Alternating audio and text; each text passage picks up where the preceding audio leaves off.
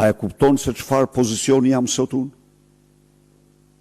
Po unë ndjem me i motivuar se kur nga ky pozicion. Nuk kam unë absolutisht asnjë gjë personale, por në këto rrethana, alternativa e vetme është të qëndrosh me të gjithë fuqinë, edhe ne po qëndrojmë. I ke dëgjuar ti thonë,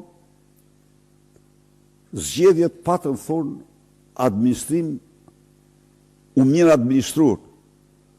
Po ju nuk e dini, ju them unë ju. Administrimi më i shkëlqyer, më i përsosur i zgjedhjeve bëhen diktaturë. Po, si administrim, perfekt. Po ata kishin një të mirë. Ishin më të sinqertë. Ata nuk flisin për zgjedhje, flisin për votim. Ata flisin për votime.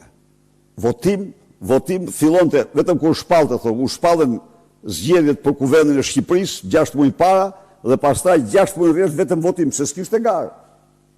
E dinin ata, ishin tërgjegjshëm atë. Po kështu nga pikpamja e administrimit, ishin të përsosur.